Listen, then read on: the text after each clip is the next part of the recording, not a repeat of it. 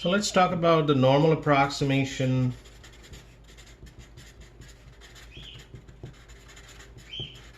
to binomial.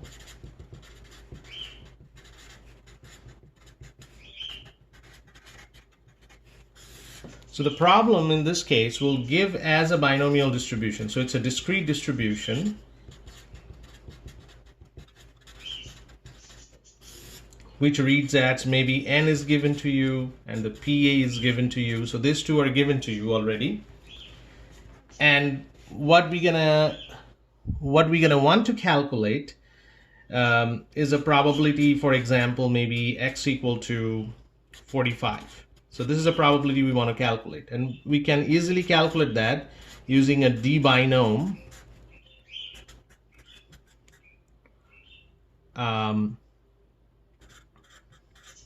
45, 100, and 0.4. So that's what we called, whatever this answer is, that's what we call an exact probability. The exact probability is calculated using binomial distribution. But can we use some kind of approximation to normal,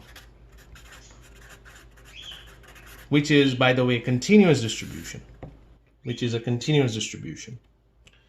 So changing from a discrete to a continuous distribution, there are a couple of problems. For example, for a continuous distribution, a probability at a particular point is 0.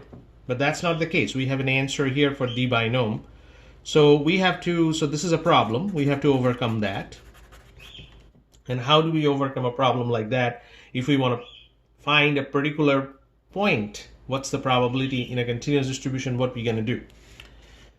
What we're going to do is we're going to create a range to overcome this. But even before that, can we approximate? So can we approximate? That will be the question number one. So I have a binomial distribution problem, but can we approximate to a normal distribution problem? What would be the condition? What would be the condition under which we can approximate this? What would be the condition? The condition will be whatever the n is. In this case, in this example, it's 100. So the range is from 0 to 100. From 0 to 100 is the range for the binomial distribution. And that range should cover, so I'm expecting n times p minus 3 times square root of npq and n times p plus 3 times square root of npq, these two numbers between 0 and 100. If that's possible, then we can approximate it. Well, do I know these numbers? If I consider this is an example, if I consider that's an example, can we know this number? Yes, we can know this number. So I'm doing the calculation on the other page, but this is, so do we know this number? The answer is yes, we do. N times p is 100 times 0.4, which is 40.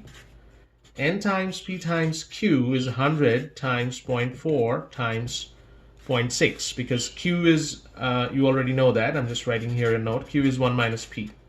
So you know that. So this is 24. So square root of n times p times q is approximately square root of 24. I'm approximating this as 5. So what is the range? Range is 40 minus 3 times 5 and 40 plus 3 times 5.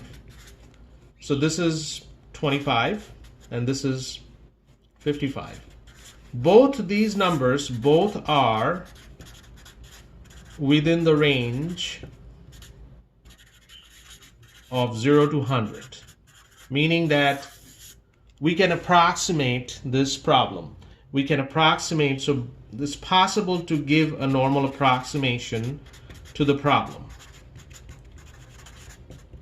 Approximation to the problem x equal to 45.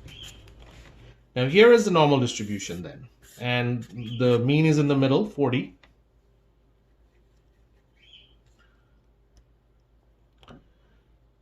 And 45 would be somewhere here. We will create a little range around 45. Maybe this is 44.5 and this is 45.5. So we will calculate this probability of 45.5 less than equal to x less than equal to 44.5. And you know how to calculate that in normal distribution.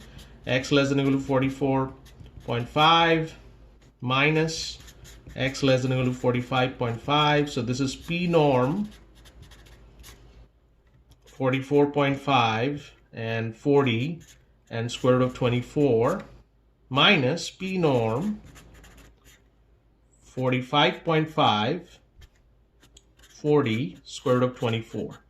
That would be the answer. So if you subtract these two, whatever the answer you're getting, that's the normal approximation for this problem. What are the other types of problem that we have? So now this 0.5, what we did an adjustment, is known as continuity correction. And we're going to use that every time we transform a discrete distribution to a continuous one. So let's talk about different types of problem. That's one type. Maybe we want to figure out what is x less than 35 and x less than equal to 35. Now, if you want to do this problem in binomial, you have to use P binom and then 30. So this problem essentially we're adding up to 34. So P binom 34, what is your n? It's 100, it's 0.4 and all that. This is up to 35, so this is P binom 35, 100, 0.4, right? So this is what you do. These are, again, when you calculate these are what we call exact probability. These are exact probability. But what about the approximation? What's going to change in the approximation? First of all, why we have to calculate two different probabilities here? Because for continuous distribution, including normal, probability of x less than 35 is equal to probability of x less than equal to 35. Remember, there is no difference between less and less than, but that's a problem because these two probabilities are not same. So I have to do the adjustment. That's the 0.5 continuity correction comes into play again. But how? How do I correct them? This is the way to correct that. So say, for example, let's talk about x less than 35, this problem first. So this is the normal distribution. This is the center is the mean, n times p, 40.